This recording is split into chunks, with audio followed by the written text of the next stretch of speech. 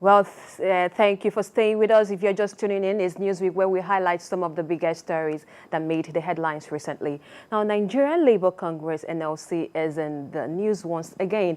The union gave the federal government a 7-day ultimatum before it embarks on a nationwide strike over the hike in the price of petrol and the high cost of living in the country. However, in a statement, B.E. Jedi Agba, the permanent secretary at the Ministry of Justice, said the union is restrained by the order of the National Industrial Code from embarking on any strike regarding the removal of petrol subsidy. Jedi Agba advised the union to explore other means of negotiation with the federal government rather than resorting to self-help and undermining the orders of the court. As you have Nii and Justice with me. Mr. Nei, let me come to you. The union is demanding the immediate reversal of President Tinubu's policies. Do you believe this demand is achievable? You see, the era of policy somersault and flip-flop governance is over, and the union should have gotten the memo. Nigeria is emerging from problems from 1960. Those are issues that we can't resolve in a day. Now, what we have had is that we have subsequent government that have tried to address the problems, flip over it, and manage it in a way that they just leave the problem unsolved, at least the root cause, and they run their government and they leave office. Now, we have a government that has decided to solve the problem from the root. Yes, it's going to come with some challenges, and those are the challenges we are seeing now. Then there will be, is like fighting corruption. It's going to fight back. There will be people that will also sabotage, the policies in a way that Nigerians won't see the positive side on time. So what the union should do, their duty now, is to support the government because they are in a vantage position to understand these policies, to see the benefits to the people, and they are also very well positioned to also, lead the campaign to assure the people that there is light at the end of the tunnel. That is what I think their responsibilities are, and they need to understand that.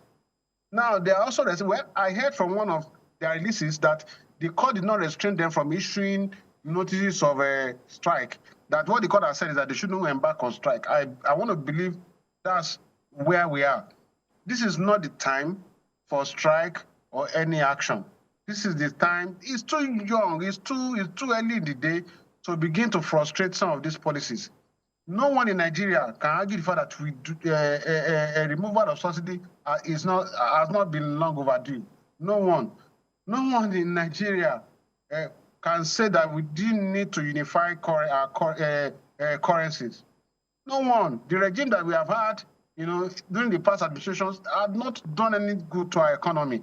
So we need to resolve the issues, and it will come with his challenges. So the union should use their position to work with government, assure Nigerians that we are going to come out of this a better nation, and stop, creating situations of uncertainty. And that's what the position is. The union should listen to the voice of reason and cooperate with this government. It's too early in the day to begin to do anything inimical to nation building and growth. All right, Justice, I saw you giggling when he mentioned that the union is saying the court has not restrained them and all of that. They even said it's illegal. Let me have your thought. Do you think we can afford a strike now? For me, I think that what the union did was they brought up a hair-splitting argument by saying that, okay, the court did not prevent them from going on protests, that what the court prevented them from going on was on strike, that they still have a right to protest, that what they are calling on is for everybody, not just even the workers to come with them on a protest. I think that's a major hair-splitting argument that they are raising. But that aside, I feel that there should be serious engagement between the government and labor. Labor has its advantages because at the end of the day, it is possible that the government is going on a full blast of, okay, we want to implement this policy, we want to implement this policy. There should be breaks, there should be a check, there should be institutions capable and able to slow them down a bit and say, can we look at the other side of this coin? And I think that that's a role that Labour should play. We know that another institution that plays that is the legislature. But we must always remember that they shouldn't be bitter fighters, they shouldn't be rivals, they shouldn't always be at the neck of each other. They should be partners in progress. That's actually what I think that Labour should be in this kind of scenario. So whatever it is they are fighting over, which is appropriate, which is what we want as a people, they must always come back to the table in good time, not too long a time and not too crazy demands. We must be realistic and bring the terms to the table and say, okay, what can work, what can work. Oh yeah, government, we know you have all these awesome powers.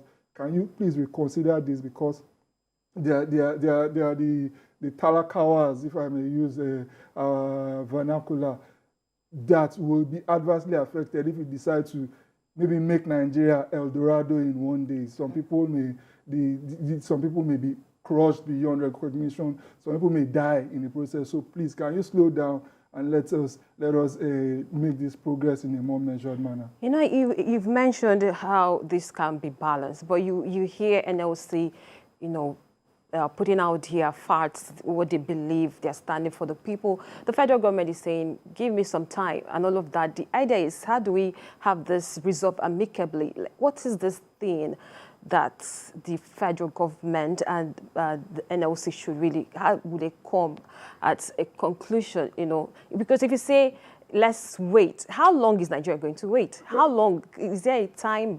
That's the major challenge. That's what now happens when two people that are, or two institutions that have their own visions and deliverables. That's what happens when they clash.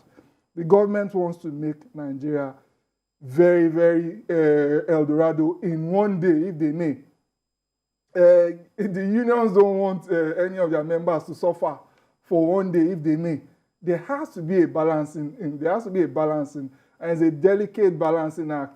It's technically like these people who do games. They are walking on a wire with a very, very high wire with a pole, trying not to fall. If you swerve here, you fall. If you swerve here, you fall. So that's why both of them must always come back, always be expert negotiators, always be skilled at compromise. None should hold on to their positions too fastidiously, because if two elephants fight, like we always say, it is the grass that will suffer. All right, let's move to our final story for tonight.